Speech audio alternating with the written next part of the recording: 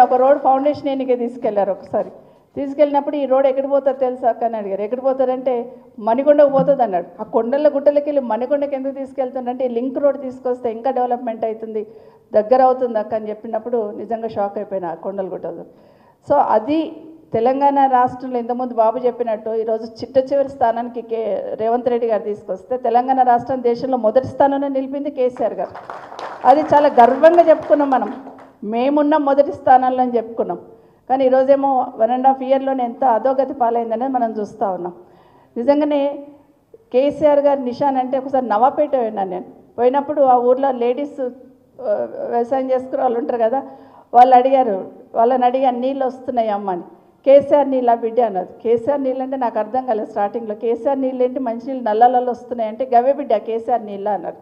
అంటే అంత చెరగని ముద్ర కేసీఆర్ గారు వేసుకున్నారు.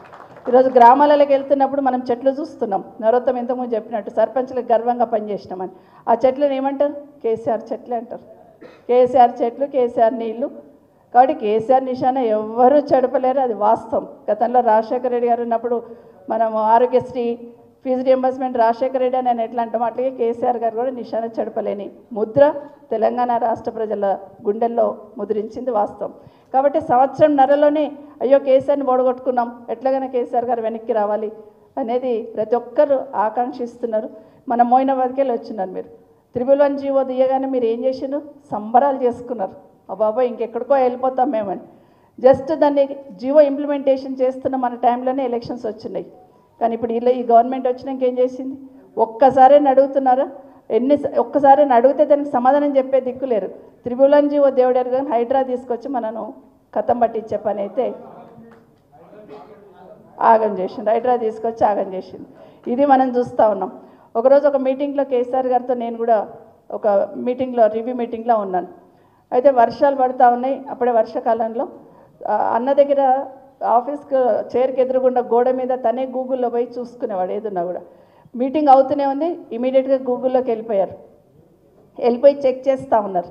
ఏమనంటే కాళేశ్వరంకి వెళ్ళి కాలువల ద్వారా నీళ్ళు వస్తున్నాయి, మరి చెరువులు నింపుకున్నారా లేదా అని ముందు పోయి సిద్దిపేట అక్కడంతా చూస్తున్నారు. అట్లాగే సిరిసిల్ల అంటే కరీంనగర్, మెదక్, ఉమ్మడి మెదక్ అదంతా చూస్తున్నారు. తర్వాత నల్గొండకు వచ్చిన్నారు. మాకు అర్థం కాలే ఏం చూస్తున్నారా అని మేము కూడా అట్లా చూస్తూ ఉన్నాం. చూపిస్తూ ఉంటే నల్గొండకి వెళ్ళగానే అన్ని చెరువులు నింపుకున్న తర్వాత ఒక చెరువు ఖాళీగా అనిపించింది. వెనుకనే జగదీశ్వర్ రెడ్డి గారికి ఫోన్ చేశారు. ఏంటి పలానా ఊళ్ళో పలానా చెరువు ఖాళీ ఉంది, ఆ కాలువలో నీళ్ళు ఉన్నాయి, చెరువు నింపుకోవచ్చు కదా అన్నారు. నాకు అర్థం కాలేదు, షాక్ అయిపోయాను. అంటే ఒక చెరువు ఖాళీ ఉందంటే వర్షాకాలం వచ్చినప్పుడే ఆ చెరువులలో నీళ్లు నింపుకుంటే మళ్ళీ రైతులకు అవసరం వచ్చినప్పుడు మనం వాడుకుంటాం కదా, మరి ఎందుకు నిర్లక్ష్యం చేస్తున్నా? ఆ ఊరు చెరువు నింపి మళ్ళీ 2 రోజులలో నాకు చెప్పు అన్నారు. ఒక్క నిమిషం షాక్ అయిపోయినాను. అంటే అంత డెప్త్లో పోయి ఆలోచించున్నారు. అంటే రైతన్నకి ఇబ్బంది ఉండొద్దు, రాష్ట్రం కరువుల పాలు కావద్దు, కరువుల కాటకాలు రావద్దు అనే ఆలోచనతో ఫోన్ పెట్టేసిన తర్వాత నేను అడిగాను అన్నకి, అన్న నాకు కొంచెం బాధ వేస్తుంది అన్న. ఎందుకమ్మా అన్నారు. అంటే కాళేశ్వరం పూర్తి చేస్తే అక్కడ అన్ని చెరువులు నింపబడుతుంది, మరి మా రంగారెడ్డి మా వికారాబాద్లో చెరువులు ఎప్పుడు నిండాలన్నా అని అడిగాను. అంటే ఒక్క మాట అన్నారు, నిజమేనమ్మా తెలంగాణ రాష్ట్రం రావాలనుకున్నప్పుడు కాళేశ్వరం పూర్తి చేసి అక్కడ అన్ని కూడా నీళ్ళు ఇస్తున్న సందర్భంలో పాలమూరు రంగారెడ్డి పూర్తి చేసి కూడా ఇక్కడున్న వాళ్ళు కూడా నీళ్ళు ఇస్తే రాష్ట్రం ఉన్న ప్రతి రైతన్నకు నీళ్ళు ఇచ్చాననే తృప్తి నాకు ఉంటుందమ్మా, ఒక్క కోరిక నాదే అన్నారు. అంత గొప్పగా చెప్పారు కేసీఆర్ గారు. సో అంత తపన పడేవాళ్ళు.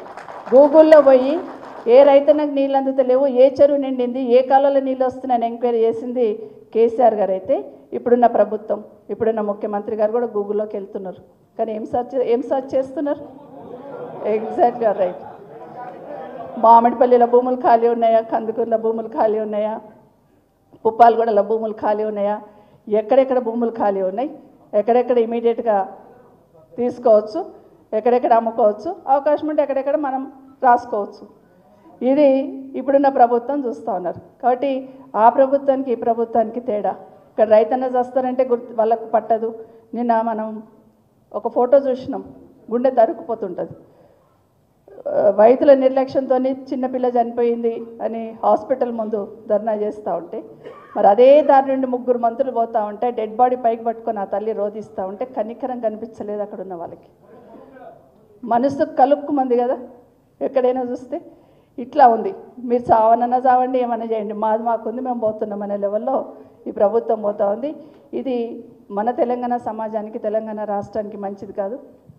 2014 కన్నా ముందు తెలంగాణ సమాజం అంతా ఏ విధంగా తెలంగాణ రావాలని కోరుకున్నారో మరొక్కసారి తెలంగాణ సమాజం తెలంగాణ రాష్ట్రం బాగుపడాలంటే కేసీఆర్ రావాలన్న ఆరాటం ఈరోజు అందరిలో చూస్తూ ఉన్నాం. కాబట్టి 27 నాడు